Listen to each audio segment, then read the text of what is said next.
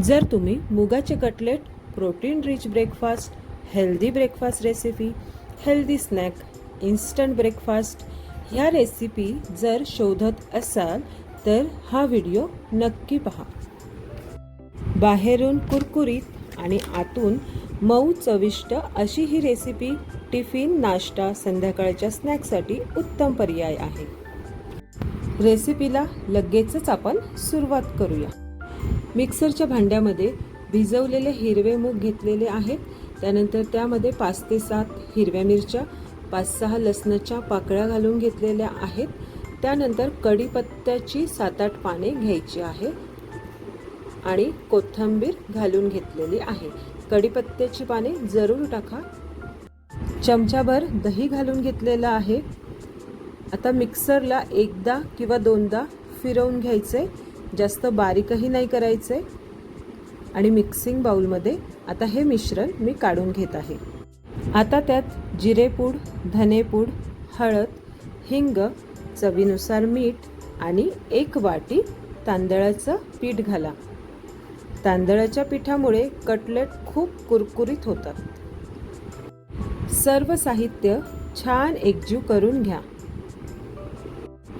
आत्तापर्यंत पाहिलेली रेसिपी तुम्हाला जर आवडली असेल तर नक्की लाईक करायला विसरू नका।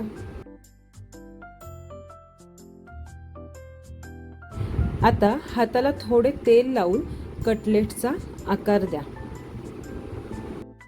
फक्त 1 वाटी भिजवलेल्या मुगापासून आपण इतकी पौष्टिक ही रेसिपी बनवत आहोत। प्रोटीन रिच मुगाचे कटलेट हे नाश्ता, टिफिन, संध्याकाळच्या स्नॅक्ससाठी अगदी उत्तम पर्याय आहे। करायलाही अजिबात अवघड नाही। मूग भिजवून ठेवायचे आणि झटपट ही रेसिपी करायची। 10 ते 12 मीडियम आकाराचे कटलेट आपण बनवून घेतलेले आहेत। आता पॅन गरम करून थोडे तेल घाला आणि शॅलो फ्राय करा। दोन्ही बाजूनी सुंदर सोनेरी रंग येईपर्यंत भाजून घ्या। गॅसची फ्लेम मीडियम ठेवा, अगदी कमीही नको आणि खूप जास्तही नको। मीडियम ठेवल्यामुळे वरून हा पदार्थ कुरकुरीत होतो आणि आतमधून तेवढाच मऊ आणि स्वादिष्ट लागतो। कमी गॅस केल्यानंतर कुरकुरीतपणा येणार नाही आणि फास्ट गॅस केल्यावर हा पदार्थ जळू शकतो। अशा छोट्या छोट्या टिप्स वापरून काही पदार्थ बनवले तर खूपच सुंदर आणि छान होतात।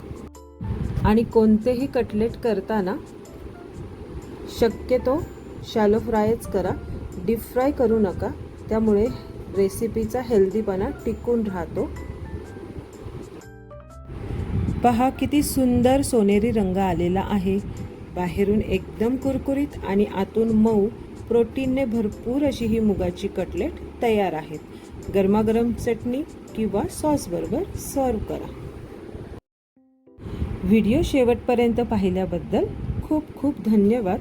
व्हिडिओ आवडला असेल तर लाईक, शेअर आणि स्वराज किचनला सबस्क्राईब करायला विसरू नका। आणि सर्वात महत्त्वाचं म्हणजे हेल्दी खा आणि हेल्दी रहा।